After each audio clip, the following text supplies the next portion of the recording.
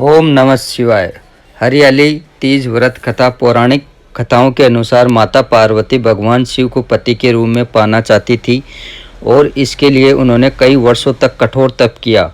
एक दिन महर्षि नारद माता पार्वती के घर गए और उनके पिता हिमालय से कहा कि आपकी बेटी पार्वती के तप से प्रसन्न होकर भगवान विष्णु उन्हें उनसे विवाह करना चाहते हैं।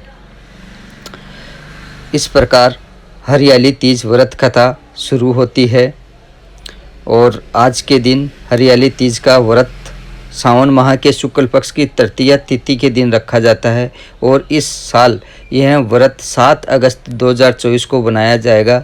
यह व्रत सुहागिनी महिलाएं अपने पति की लंबी उम्र की कामना से रखती है। यह पर्व माता पार्वती को समर्पित है। उनके साथ ही यदि भगवान शिव का भी पूजन किया जाए तो अधिक फलदायी माना जाता है। अगर आप भी हरियाली तीज का व्रत रख रही है तो पूजा के बाद यह व्रत कथा जरूर सुने या पढ़ें। हरियाली व्रत तीज कथा। हरियाली तीज व्रत कथा पौराणिक कथाओं के अनुसार माता पार्वती भगवान शिव को पति के रूप में पाना चाहती थी और इसके लिए उन्होंने कई वर्षों तक कठोर तप किया। एक दिन महर्षि नारद माता पार्वती के घर गए और उनके पिता हिमालय से कहा कि आपकी बेटी पार्वती के तप से प्रसन्न होकर भगवान विष्णु उनसे विवाह करना चाहते हैं। मैं भगवान विष्णु का यह प्रस्ताव लेकर आया हूँ। यह बात सुनकर हिमालय की खुशी का ठिकाना ना रहा और उन्होंने हाँ कर दिया। नारद ने यह संदेश भगवान विष्णु को दे दिया। राजा हिमालय ने नारद मुनि का यह प्रस्ताव अपनी पुत्री पार्वती को सुनाया। इसे सुनकर देवी पार्वती को बहुत दुख हुआ। उन्होंने कहा कि मैं विष्णु से नहीं भगवान शिव से विवाह करना चाहती हूँ। मन दुखी होने के कारण देवी पार्वती महल से दूर एक गुफा में जाकर तप करने लगी।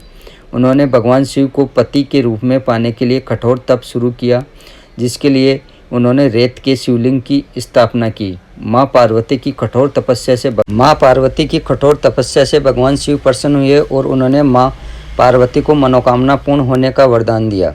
अगले दिन माता पार्वती ने व्रत का पारण किया और समस्त पूजा सामग्री को गंगा नदी में प्रवाहित कर दिया। उधर माता पार्वती के पिता भगवान विष्णु को अपनी बेटी से विवाह करने का वचन दिए जाने के बाद पुत्री के घर छोड़ देने से परेशान थे। वह पार्वती को ढूंढते हुए उसी गुफा में पहुंच गए। माँ पार्वती ने ऐसा करने की पूरी वजह बताई और कहा कि भगवान शिव ने उन्हें वरदान दिया है। इस पर महाराज हिमालय ने भगवान विष्णु से मांगी माफ़ी और कहा कि मेरी पुत्री की भगवान शिव से विवाह करने की इच्छा है। इसके बाद ही भगवान शंकर और पार्वती का विवाह हुआ था। इस प्रकार सावन तीज व्रत कथा संपूर्ण होती है। ओम नमः शिवाय।